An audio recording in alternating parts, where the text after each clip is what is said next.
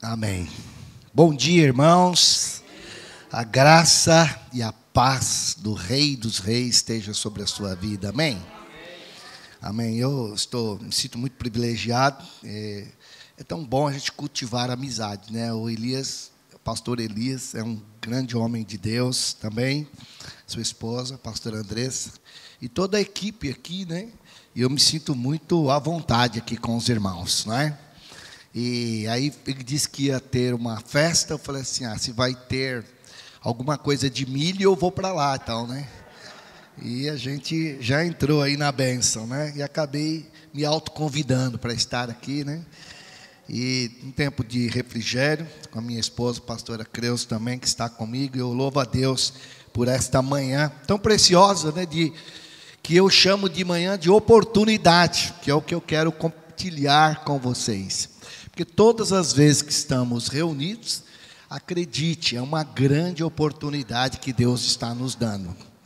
Tenha certeza que há milhares de pessoas. Isso não é, acredite, não é lançar coisas no vazio, não. É verdade, verdade mesmo. Há pessoas no mundo, em alguns lugares deste planeta Terra, de alguns países, que estão implorando por essa oportunidade de poder entrar, tomar o seu cafezinho, ter um louvor de adoração ao Senhor, pular, cantar, ouvir uma palavra e ter liberdade de dizer: Jesus, eu te amo. E há muitas pessoas que pagam preço com a sua própria vida. Nós temos irmãos nas nossas igrejas videiras na Ásia, estão vivendo tempos difíceis, de perseguição mesmo, de verdade. Não é perseguição apenas, né, falta de trabalho, alguma coisa assim. Não. É perseguição correndo risco de vida mesmo, né? Ou de morte. Então, assim, é muito importante que nós entendamos que toda manhã, quando nós nos reunimos, é uma grande oportunidade. Amém, irmãos? Eu quero falar sobre isso essa manhã, porque oportunidade é o que está queimando assim no meu coração este ano. Esse é um ano que nós estamos declarando profeticamente que é o ano da restituição. Posso ouvir um glória a Deus aí? E eu creio demais na restituição. Mas Deus falou algo muito forte ao meu coração e eu comecei a ministrar mais. E falei até com o pastor Elias que nesse segundo semestre eu quero ministrar muito sobre restituição. Vamos fazer o jejum de 21 dias com o livro lá do pastor Mauro. Achei muito bom e me deu um exemplar. Achei muito interessante os temas dele. Mas eu creio que foi o que o Senhor tocou no meu coração e queimou no meu coração, é que a restituição, ela vem para os que aproveitam a oportunidade. Amém? É possível que a restituição venha, mas nós percamos a oportunidade. Então é sobre isso que eu quero falar com vocês nesta manhã, na palavra de Deus. Quero começar lendo um texto de Lucas, acabei esquecendo de passar os textos, mas Lucas 19, versículo 41 a 44. Lucas 19, 41 a 44. É o texto em que Jesus está entrando em Jerusalém e ele chora, não é? E há uma razão pela qual ele chora. O texto diz assim, eu vou ler para você. Quando ia chegando, vendo a cidade, chorou. É Jesus que está chegando em Jerusalém. Chorou e dizia: se conheceras por ti mesma, ainda hoje, quando ele falou, irmãos, ainda hoje, o que é devido à paz. Mas isto está agora oculto aos teus olhos. Pois sobre ti virão dias em que os teus inimigos te cercarão de trincheiras e por todos os lados te apertarão o cerco e te arrasarão e aos teus filhos dentro de ti. Não deixarão em ti pedra sobre pedra, porque não reconhecestes a oportunidade da tua visitação. Amém? Pai, muito obrigado por esta manhã, pela Tua palavra, lembrando sempre, Senhor, que é a Tua palavra. Nós estamos aqui apenas para fluir o que já é Teu, e que os nossos corações sejam sempre abertos para isso em nome de Jesus. Então Jesus está falando acerca deste momento em que Ele está chegando em Jerusalém, e Ele chora, porque Ele tem de fato uma visão profética. E o motivo do choro do Senhor Jesus não é porque Ele estava abalado emocionalmente, não. É porque Ele percebe claramente, não é, que o povo, não é, da cidade de Jerusalém não está reconhecendo a oportunidade da visitação do Senhor. E isso que o Senhor me chamou a atenção, porque para que seja restituído, é necessário que a gente perceba, reconheça as oportunidades de Deus. Eu não marquei esse texto, mas lá em Romanos 8:28, Paulo diz que todas essas coisas que estão acontecendo, que ele está falando, não é tudo, né? Aquilo que nós falamos sempre dessa maneira, tudo vai cooperar para o nosso bem, para que o propósito de Deus se cumpra na nossa vida. Mas essas coisas que vão cooperar, não é? Elas vêm numa caixa chamada caixa da oportunidade. Então, só coopera quando nós percebemos esta oportunidade. Eu quero ser profeta na sua vida aqui nesta manhã também, além de pastorear e além de entregar esta palavra para você. É dizer algo extraordinário. É que este ano são anos de oportunidades. Se nós percebermos essas oportunidades, então a restituição não tem como não vir, ela virá. Primeiro porque nós cremos num Deus de amor. Primeiro que nós cremos que todas as coisas cooperam para o nosso bem. Que já foi dado tudo o que nós necessitamos. Então, se já foi dado, onde está? Se nós percebermos as oportunidades, a visitação de Deus na nossa vida, se pegarmos isso na prática, com certeza, restituições do céu vão acontecer. Amém, irmãos? Quantos creem que o Senhor quer restituir grandes coisas para a sua vida?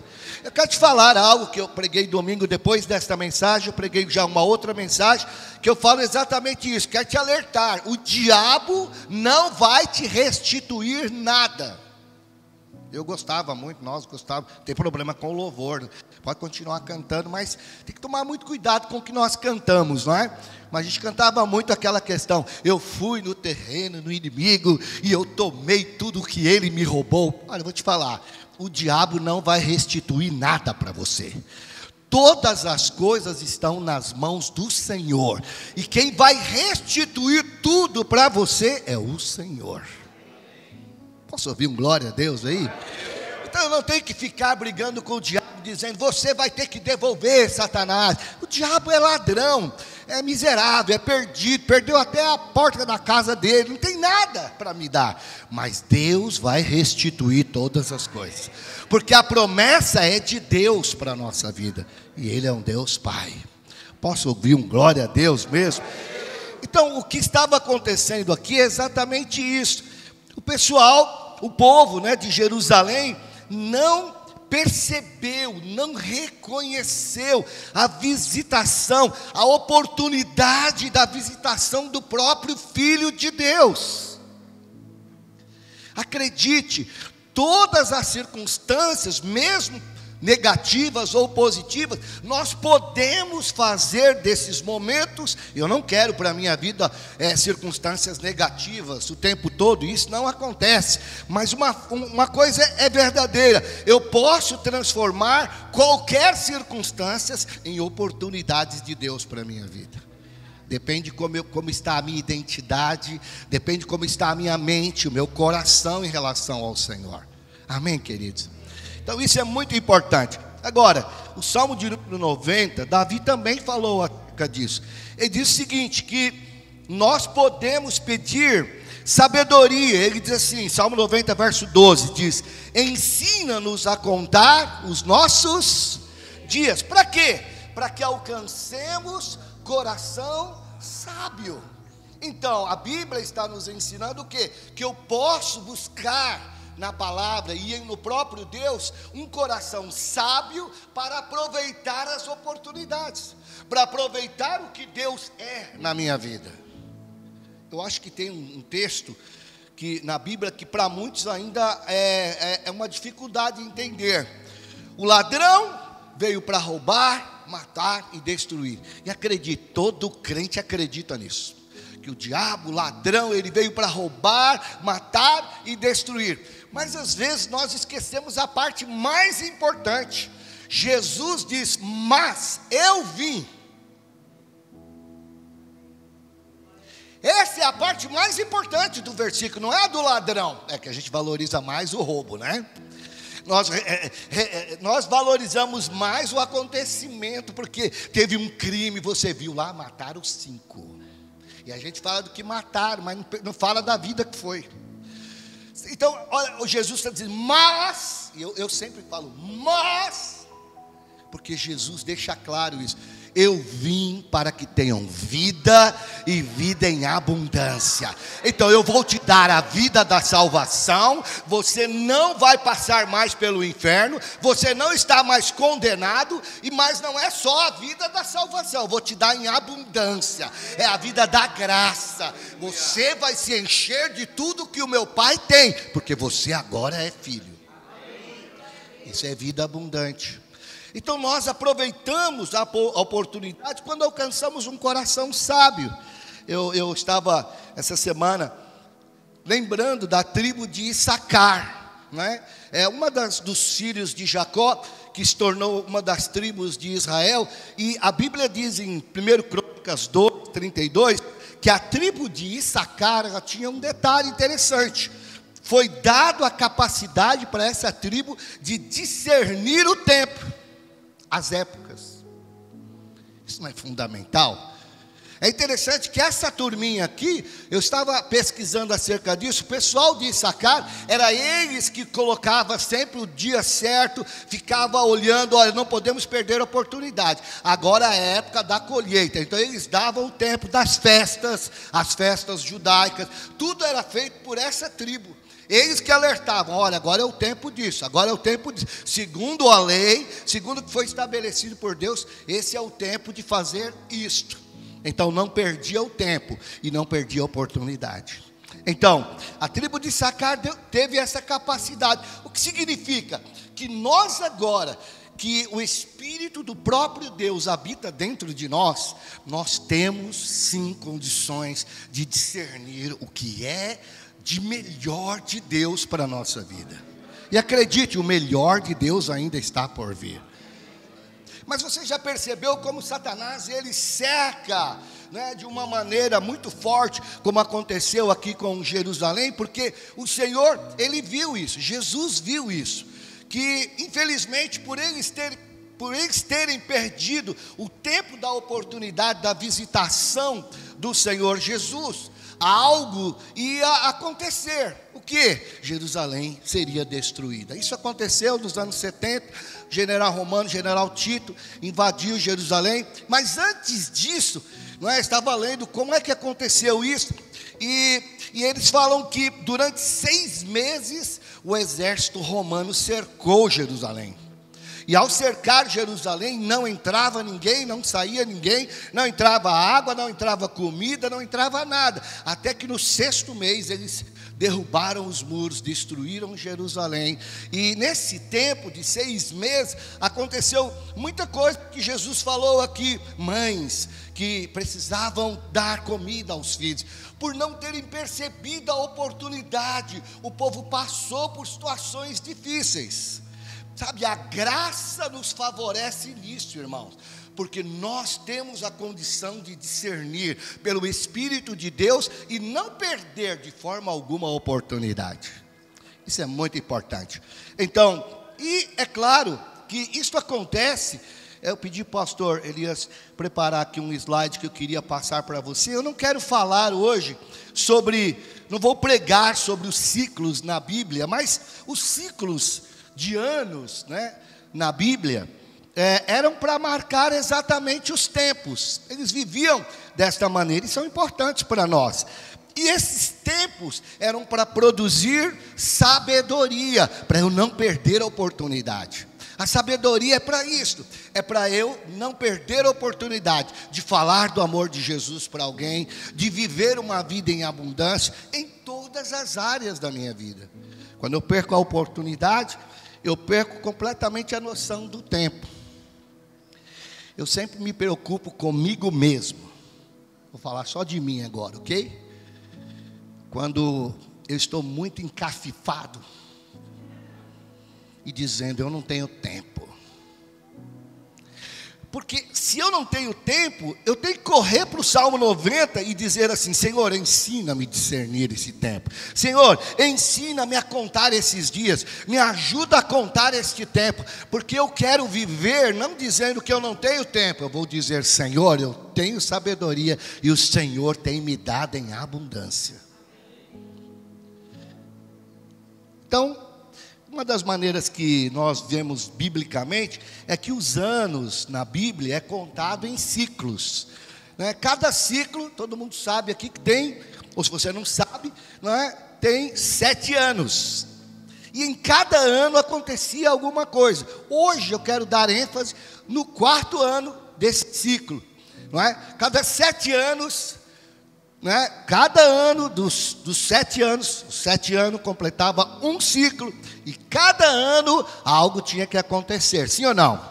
Acho que você deve lembrar disso aí, mas eu vou só dar uma passada, depois o pastor Elias pode pregar sobre os ciclos aqui. Hoje eu só quero falar sobre o 4º ciclo, porque dentro desse ciclo, aliás, do 4º ano do ciclo, dentro desse ciclo, no 4º ano, é o ano da oportunidade. E quando nós perdemos as oportunidades, então o diabo sempre fica tentando nos levar ao quê? Qual é o próximo passo? Da condenação. Eu não consigo, eu não faço, eu não sou inteligente, eu não sou capaz, eu acho que não vai dar certo. É aquela coisa que nós não deveríamos falar. Mas se você vive no tempo de Deus, tenha certeza, algo novo vai acontecer, amém? Então, o que acontece nesse ciclo de 7 anos? No primeiro ano, olha lá, você já está no 4º, só o primeiro. Então, aqui o negócio, a porção aqui é dupla. Então, não leia o segundo, leia só o primeiro agora. Então, no primeiro ano, é o ano do aprendizado. É o ano do aprendizado. Então, você já viu aquela pessoa que chega na igreja e diz, pastor, eu sou pastor, eu estou chegando aqui, eu sei já de tudo, eu trabalhei na igreja por 50 anos, 20 anos, e eu já sei de tudo. Sabe mesmo, só que não sabe nada daquela igreja que você está chegando. Então, aquele primeiro ano é o ano de aprendizado, vai aprender, senta. Como é que é os cursos aqui? O que você pensa? Para onde você está indo, pastor? O que eu tenho que fazer? Como eu posso fazer para ajudar? Ok? Então, às vezes a pessoa fala, eu cheguei lá, eu sou pastor, o pastor me colocou no banco. Que eu sou do tempo que colocava no banco, né? Hoje é cadeira estofada. Aqui, então vamos lá. Mas o primeiro ano é o ano de ajuste, é de aprendizado. Você vai ajustar, é o ano de você aprender, é o ano de você ser discipulado. Então não se realiza tanto, mas você aprende muito nesse primeiro ano. Então, normalmente quando você chega num ambiente desconhecido, fica calado, espera, vai conhecendo as pessoas. Veja que não vai chegando e dizer, eu faço isso, porque eu sei fazer isso, porque eu sei fazer aquilo, porque, olha, eu sei, eu vou te perguntar como pastor, posso contar com você? Não, pode contar comigo. Então senta aí, vamos começar a aprender como é que a gente funciona, e aí você avança também. Se você sabe que o primeiro ano é assim, você terá mais paciência. É um ano muito difícil, e trabalhamos, mas nele estabelecemos o que, irmãos? As bases, os fundamentos. Eu vou trabalhar para quê? Não é? Dar murro, no vento? Não. O primeiro ano não é um ano de grandes frutos. Não espere por frutos no primeiro ano. Por isso não devemos esperar grandes resultados. Esse é o ano que ganhamos experiência, o primeiro ano. Estou aprendendo. Amém? Mas quando você termina o primeiro ano, você vai para o segundo ano. Não é? Estamos falando de um ciclo de 7 anos. O ano do serviço, agora, no primeiro ano eu aprendi, mas no segundo ano eu vou praticar o que eu aprendi, ok? Então ainda não é tempo de resultados, mas é tempo de muito trabalho.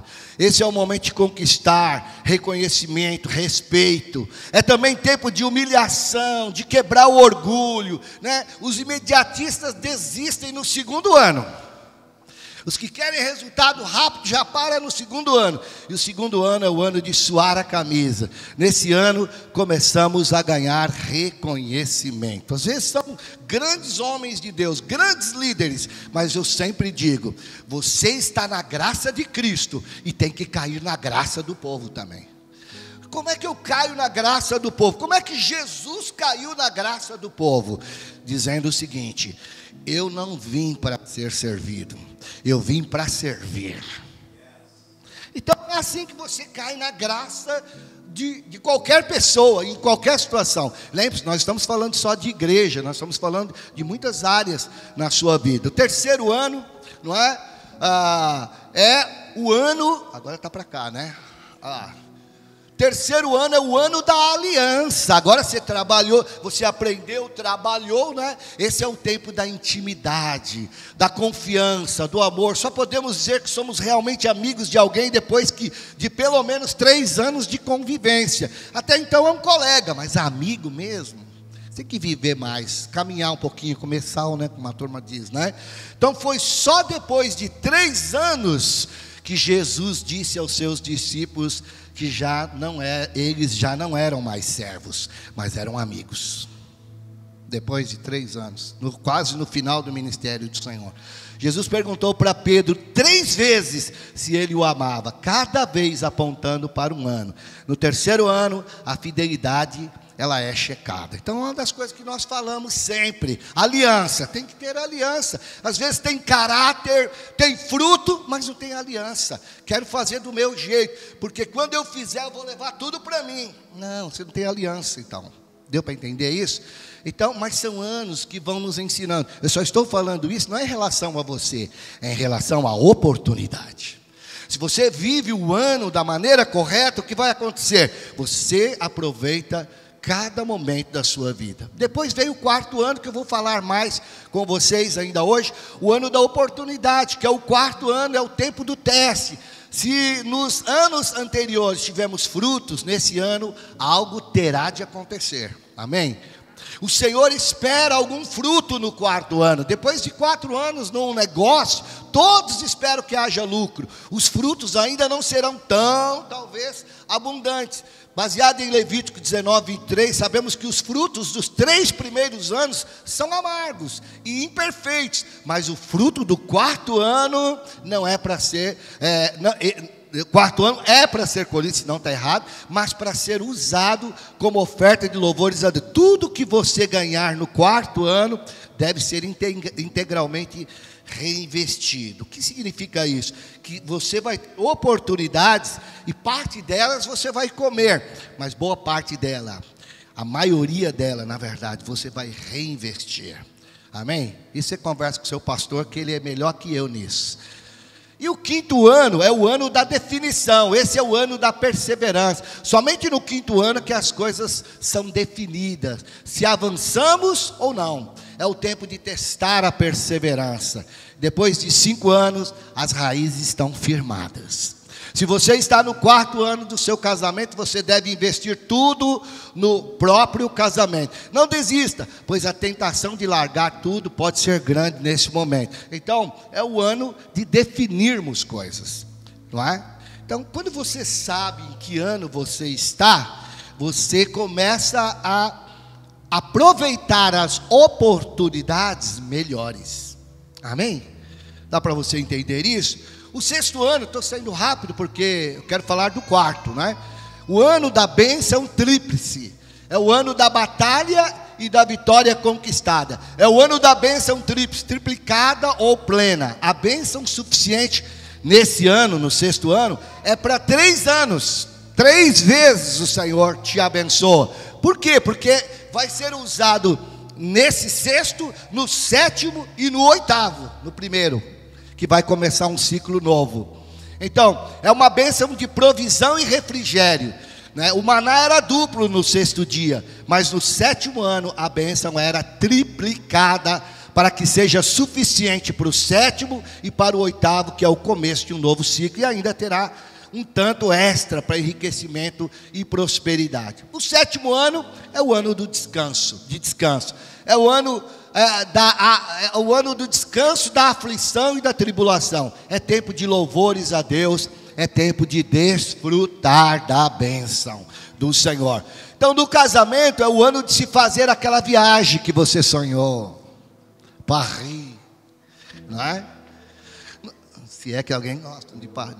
No 7º ano não se plantava, a ênfase está no descanso e no desfrute. Então nós precisamos concluir esses ciclos.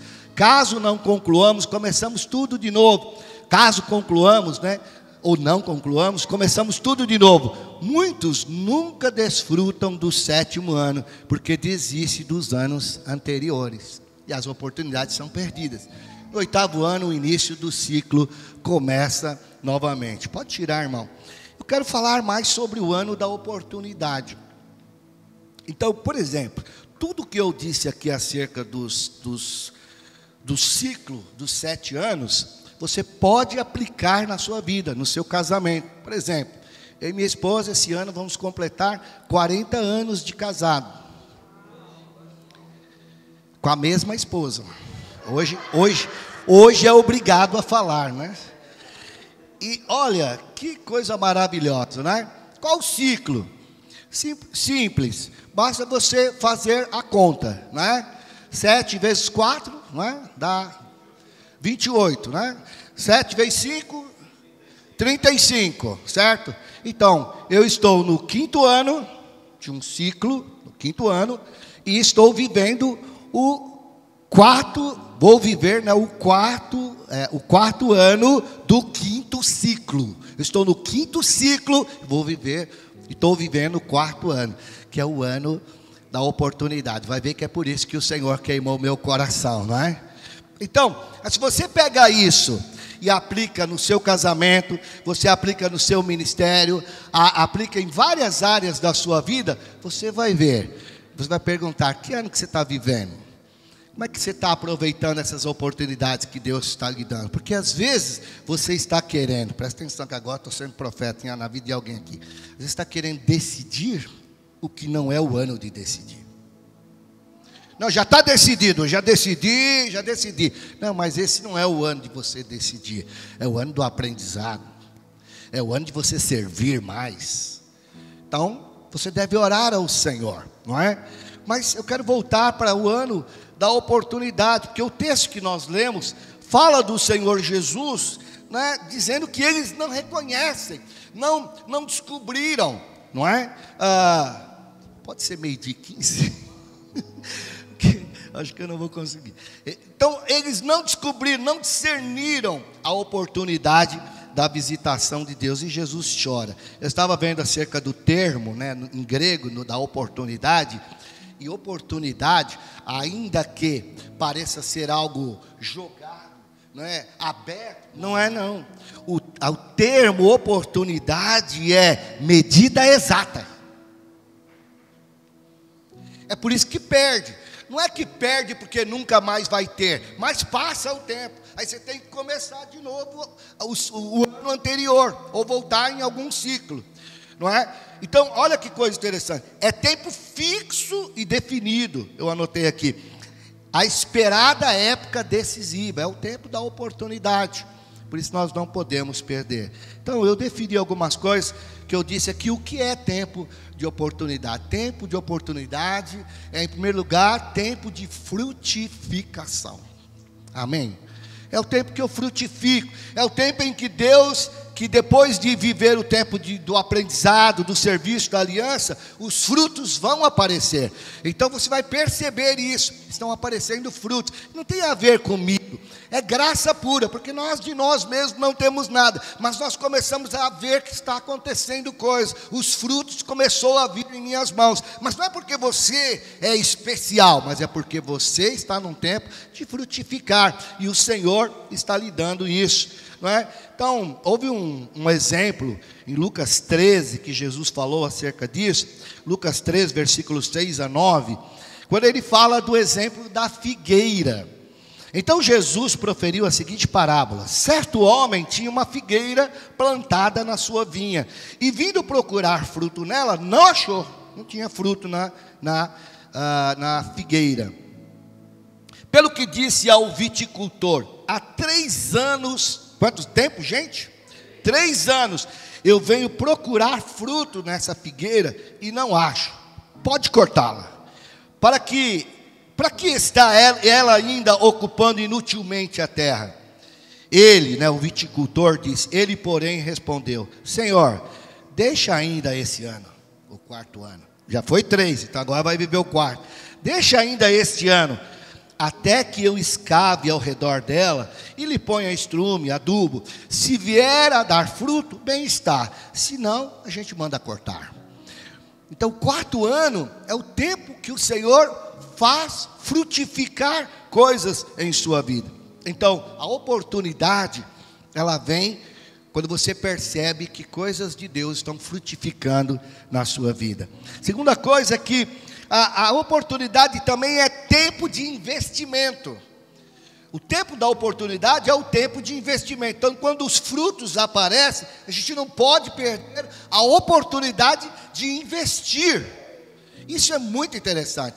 Nós perdemos a oportunidade e depois, às vezes, sentimos isso. Investir no seu casamento, nos empreendimentos, no ministério, em todas as áreas.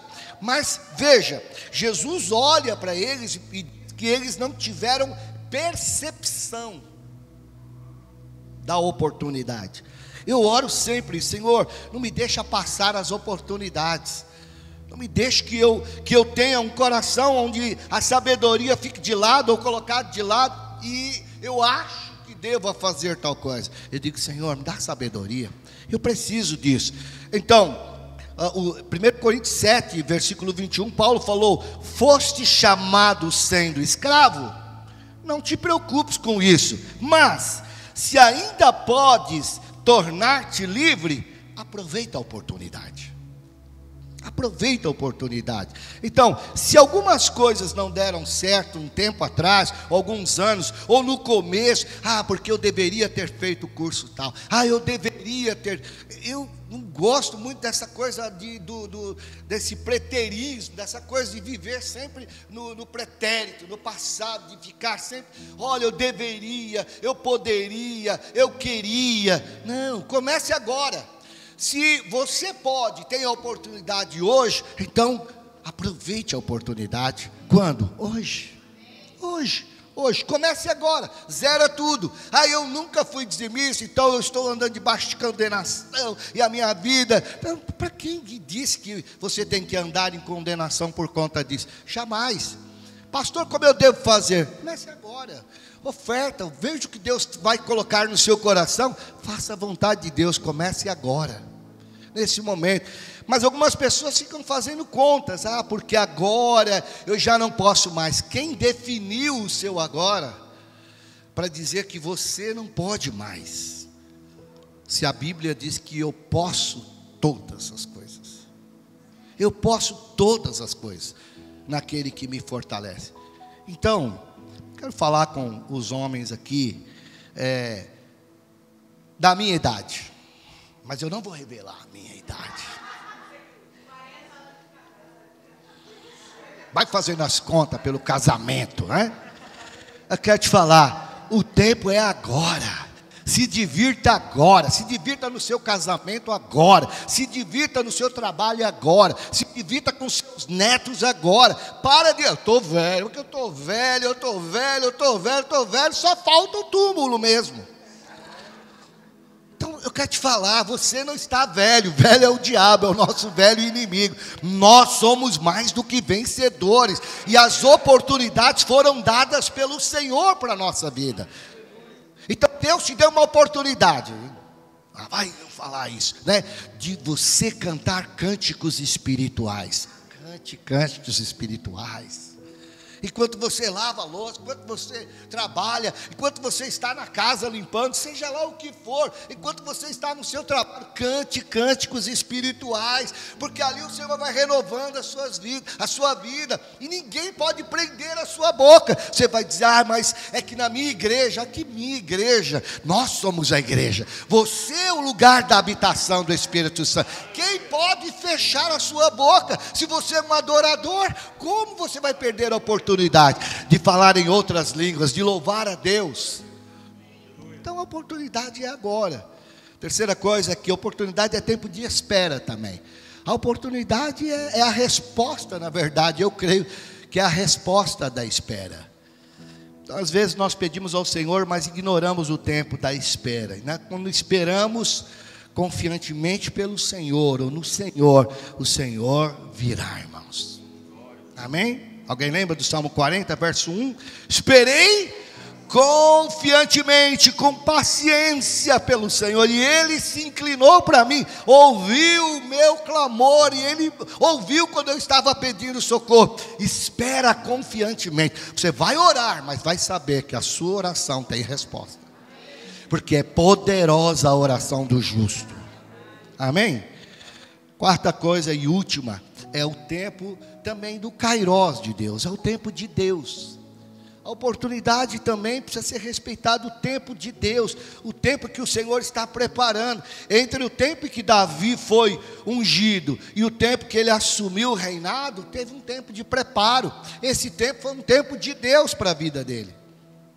É por isso que ele tem coragem de chegar na batalha contra Golias, olhar e falar assim: primeira coisa, eu aprendi que esse cara, ele não pertence a Israel, ele não é nem marcado como filho de Israel. Quem é esse cara que não tem a marca do meu Deus? O que esse cara está falando do meu Deus? Porque conhece o momento do Senhor e sabe discernir o tempo de lutar e o tempo de orar, o tempo de falar e o tempo de ficar calado. Então as oportunidades, elas estão perdidas, porque muitas vezes nós ignoramos o tempo também do Kairós de Deus, que é o tempo de Deus. Então ter percepção do Espírito nos leva de fato àquilo que nós chamamos, sempre falamos sobre o centro da vontade de Deus. Percepção é a prática de sermos cheios, preenchidos, a ponto de transbordar do Espírito Santo de Deus. Quando você é cheio do Espírito Santo de Deus, quando você começa a discernir o que é do Senhor.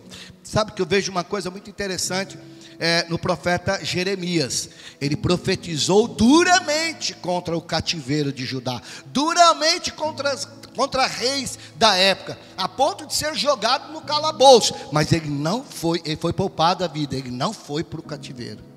Olha que coisa interessante. Então, quem tem percepção, quem tem o discernimento, quem aproveita as oportunidades, acredite, sabe antes. A Editora Vida tinha esse, dizendo que Editora Vida, né? Quem lê sabe mais, ou sabe antes, alguma coisa assim, sabe mais. Mas eu digo, quem tem e aproveita as oportunidades e tem a percepção do Espírito de Deus, sabe antes também. O profeta do Antigo Testamento também era assim: não passe por esse lugar, fala para o rei de Israel não passar por tal lugar, porque lá vai estar o inimigo. Deus quer te dar, está dando grandes oportunidades para mim e para você. Eu só preciso saber: Senhor, dá discernimento. Eu quero buscar isso de todo o meu coração, porque eu creio na restituição. E às vezes nós falamos: mas é o ano da restituição, mas cadê a restituição? Bem no ano da restituição. Não, meu irmão, é a oportunidade que está batendo, dizendo: aprenda a aproveitar as oportunidades, porque a restituição certamente virá. Quantos creem nisso? Atos 2, verso 1, concluindo: ao cumprir-se o dia de Pentecostes. Por que a Bíblia, nada é inútil na Bíblia, nada é assim, foi colocado. Não, a Bíblia diz: ao cumprir-se o dia de Pentecostes. Por quê? Porque esse dia específico, esse momento, esse ano, esse ciclo, desse instante, deste lugar, foi marcado um dia já lá pelo profeta Joel. Depois o próprio Senhor Jesus diz: fica na cidade, até que do alto vocês sejam revestidos do poder de Deus. Então tinha aquele tempo. Às vezes você está querendo sair, às vezes você está querendo parar o cursão. Você começou algo, mas está querendo dizer: olha, é melhor, não está sendo. Não, continue, persevere.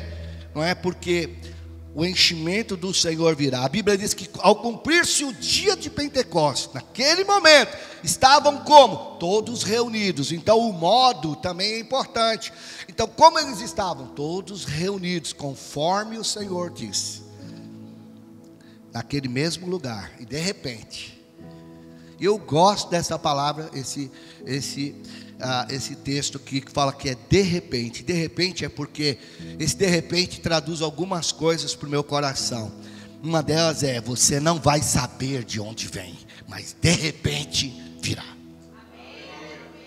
Não, porque tudo nós queremos saber de onde virá, porque se eu souber de onde virá, então eu vou crer. Isso não é fé, não precisa ter fé para crer naquilo que a gente já sabe. Mas o Senhor diz que de repente veio um som veemente, impetuoso, e encheu a casa, e todos foram cheios do Espírito, porque todos estavam no dia, no lugar, reunidos, aproveitando aquela oportunidade, e por causa disso todos foram cheios do Espírito. Amém, queridos? Eu quero concluindo o seguinte: o tempo da oportunidade pode ser hoje. Amém? Eu vou ler um versículo que só se lê para não crente isso.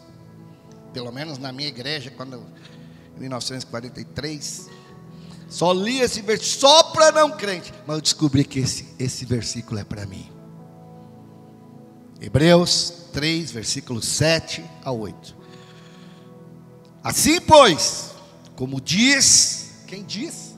O Espírito Santo. Hoje, quando, irmãos? Hoje, se ouvirdes a sua voz, não endureça o vosso coração. Ou seja, não perca a oportunidade. Se você está ouvindo hoje, acha que alguma coisa aqui que foi cantada, que foi falada, decretada na oferta, decretada na palavra, ou alguma coisa ainda que o irmão falou, como a irmã disse: peguei a oportunidade ali, a irmã falou na minha vida. Se hoje você ouvir a voz do Espírito de Deus, não endureça o seu coração, mas deixa Deus agir e comece a praticar. Amém, queridos? Eu só quero orar por você, porque eu não quero viver não quero cair nos mesmos erros, que é chamado aqui o dia da provocação, que os filhos de Israel viveram. Eles conheceram milagres, mar se abriu, o maná caiu do céu, a água foi dada, tudo foi dado, mas não perceberam que o Deus Todo-Poderoso colocou eles numa terra, num lugar, que até hoje Ele guarda e diz: é menina dos meus olhos. Com Jerusalém eu tenho negócio. Então não adianta o Hamas, o outro, blá, blá, blá, se levantar. Por quê? Porque Jerusalém, Deus tem um negócio com essa cidade. Por quê, pastor? Não sei, mas Deus tem. E vai se cumprir. Uma coisa nós sabemos biblicamente, que o Senhor vai se assentar no trono ali em Jerusalém, e vai reinar por 1000 anos. E eu vou estar com Ele. Eu quero estar dentro do reino.